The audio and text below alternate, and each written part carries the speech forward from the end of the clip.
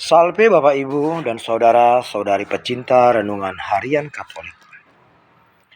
Ada pepatah mengatakan, jadilah seperti padi, semakin merunduk, semakin berisi. Bila digambarkan pada manusia, artinya orang-orang yang berisi cenderung untuk kalem, sedang orang-orang yang kosong kerap banyak bicara. Suatu ketika orang-orang Farisi merasa diri paling pintar dan paling tahu, hingga mereka menegur Yesus karena murid-murid Yesus memetik bulir gandum dan memakannya pada hari Sabat. Karena merasa paling pintar, orang Farisi ini menduga Yesus akan tersudut dengan teguran mereka.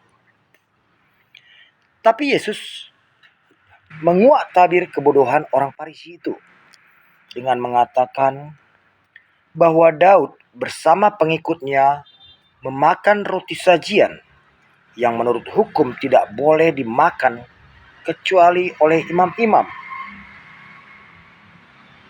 Dan ada dalam kitab Taurat, pada hari Sabat, imam-imam melanggar hukum Sabat dalam bait Allah, namun tidak bersalah.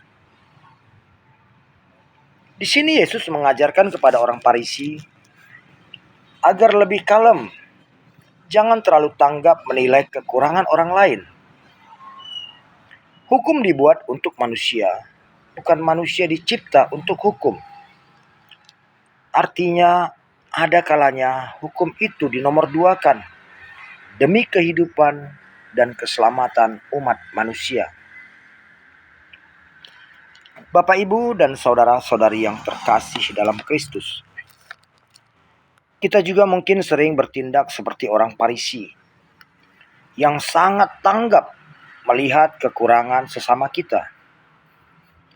Kita kadang memposisikan diri sebagai pengawal hukum yang cepat menghakimi saudara-saudari kita yang kita lihat melanggar hukum, tanpa mau tahu alasan saudara kita itu melakukannya.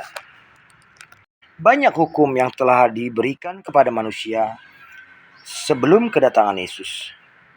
Namun setelah Yesus datang, Yesus menjadi penggenapan atas hukum-hukum itu.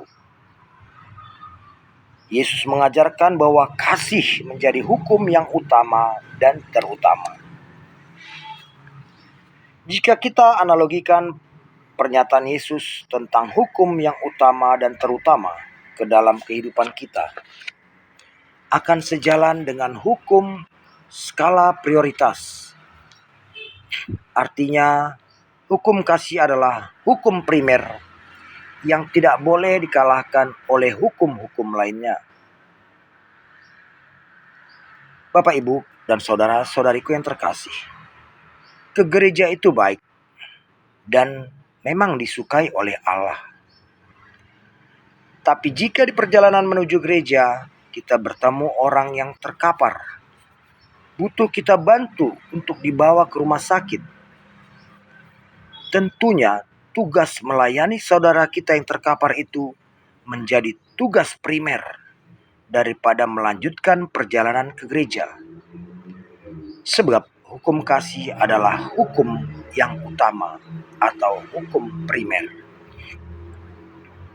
Karena Yesus mengatakan, yang ku kehendaki adalah belas kasihan dan bukan persembahan.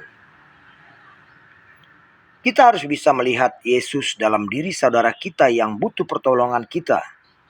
Hingga dengan mengasihi saudara kita itu, kita pun mengasihi Yesus. Baik jika kita tunduk pada hukum Taurat, tapi jauh lebih baik jika kita lebih tunduk pada hukum Yesus. Sebab Yesus adalah Tuhan atas hukum Taurat. Banyak lagi perkara yang perlu kita pahami antara Yesus dan hukum Taurat ini. Galilah terus dengan akal budimu untuk semakin memahami kehendak Yesus Sang Raja Kasih. Amin. Tuhan memberkati.